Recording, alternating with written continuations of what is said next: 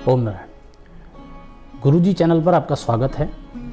आज हम बात करेंगे मृत्यु के संबंध में।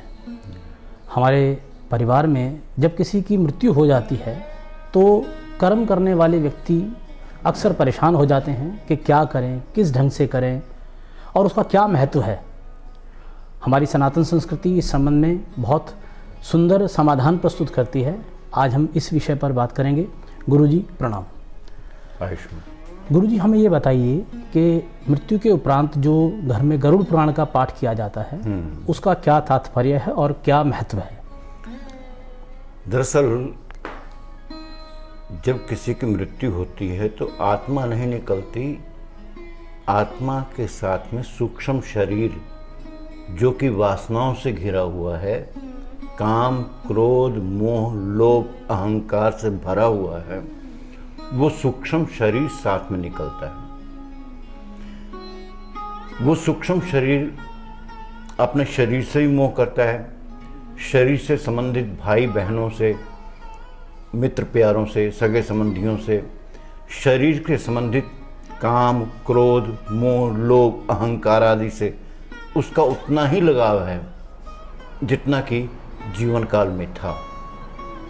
इस कारण से, उस मोह के कारण, उस लोभ के कारण, उस अहंकार के कारण वो आगे जा नहीं पा रहा और पीछे उसका शरीर खत्म हो गया। अब ना वो यहाँ का ना आगे जाने के काबिल। इसको कहते हैं अधोगति हो जाना। अधोगति यानी गति रुक जाना। इसी कारण से हमारे यहाँ उसके लिए क्रियाकर्म का प्रावधान है। क्रिया मैंने तरीका, साधारण सी बात है। कर्म वो काम जिससे उसको गति मिल जाए, जिससे वो एक चलन में आ जाए, वो चल पड़े। क्योंकि चलता पानी हमेशा शुद्ध होता है, ऐसे ही चलती आत्मा हमेशा शुद्ध रहती है। जो रुक गई वो गलत है, वो खुद भी गंदी काम वासनाओं से पीड़ित होगी और अनंत वासनाओं से दुखी होकर के यहाँ अनंत दुख भोगती है।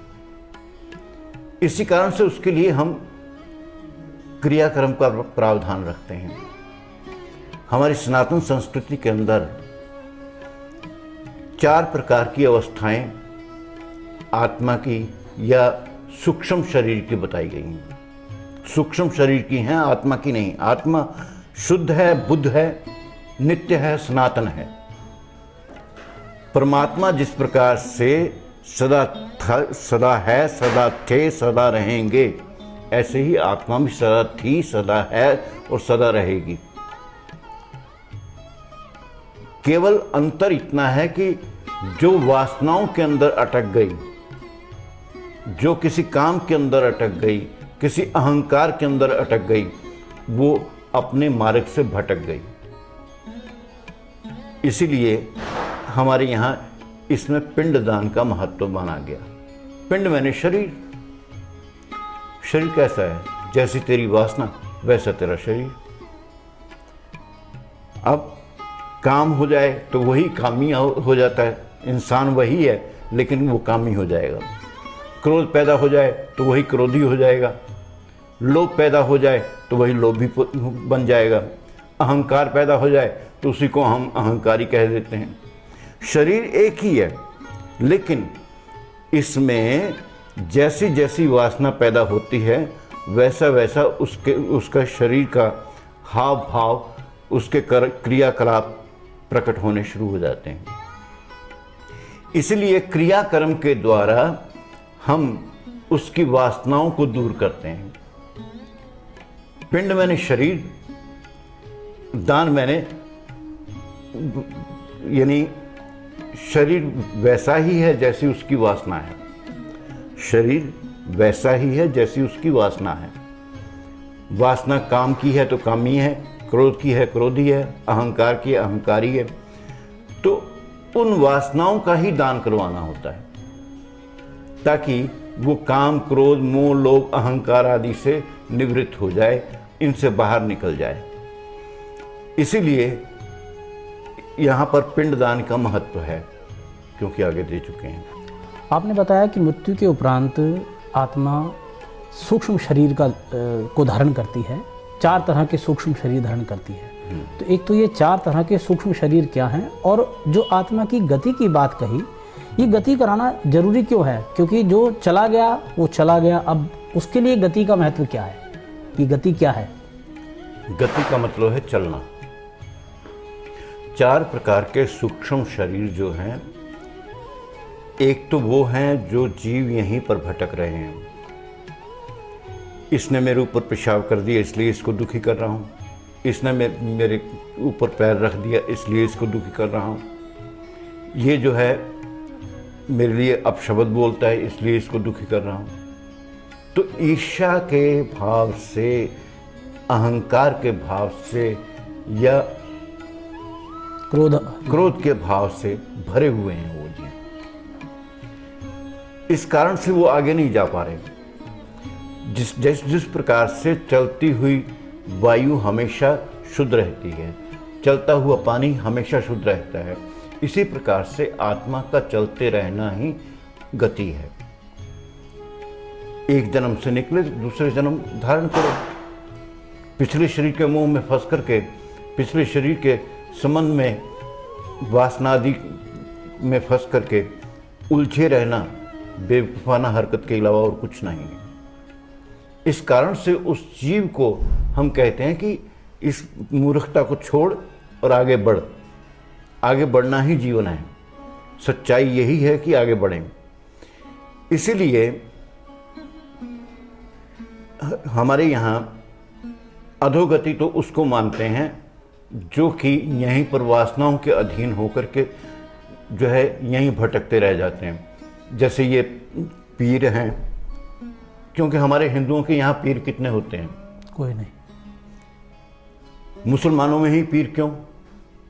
क्योंकि हमारे यहाँ जिस समय किसी की मृत्यु होती है तो उसको जला करके उसकी राख गंगा जी में जाकर डाल देते हैं, या कीर्तपुर साहब डाल दिया, या ब्यास जाके डाल दिया, मतलब किसी तीर्थ में जाकर के उसको विसर्जन कर दिया, उसको शरीर का मोह खत्म करवा दिया। हमारी चाहे बुद्ध हैं, चाहे जैन हैं, चाहे जो है कोई संप्रदाय है, आर्य समाज है, हमारे जितने भी भारतवर्ष के अंदर मत मतांतर हुए, धर्म पैदा हुए, सबका एक ही मत रहा, ब्रह्म सत्यम जगन मिथ्या। ब्रह्म सत्य है, जगन मिथ्या है। जगत जो शरीर बना है वो खत्म जरूर होगा, शरीर का मोह नहीं।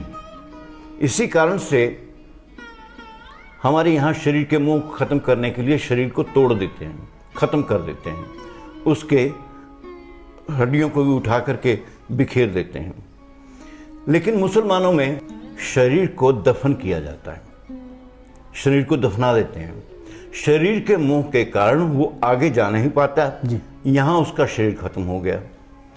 अब कहते हैं उस शरीर के मोह के कारण आगे ना जा पाने के कारण आगे का रास्ता, क्योंकि उसको पता ही नहीं, उसके धर्म में, उसके संप्रदाय में उसको बताया ही नहीं गया कि आगे क्या रास्ता है। इस कारण से वो वहीं भटकता है, अधोगति को प्राप्त हो जाता है। तब वो किराने की दुकान खोल के बैठ जाता है, पतासे चढ़ाओ, दीपक जलाओ, धूप बत्ती करो और इच्छाएं पूरी कर लो, इच्छाएं पूर्ति करें। जबकि वो खुद भटके हुए हैं, हमारी क्या इच्छा पूर्ति करेंगे? वो जो खुद भटका हुआ है हमें शांति कहाँ से दे देगा? इसी कारण से ये सारे पीर मुसलमानों में होते हैं, हमारे यहाँ नहीं। क्रिश्चियनों में भी भूत की पूजा बहुत ज़्यादा होती है जी, हमारे यहाँ इतना नहीं है। इसी कारण से हम गति करना जानते हैं, हम जानते हैं कि गति कैसे होगी। इसके वासनाओं को ख़त्म करवाओ, पहले इसकी वासनाओं को ख़त्म करवाओ ताकि इसको गति मिले, ये अगला शरीर धारण करे, अगले शरीर के अंदर जाए, तभी जाकर के ये संसार चक्र, ये समय चक्र चलता रहेगा। जन्म, पालना, मृत्यु,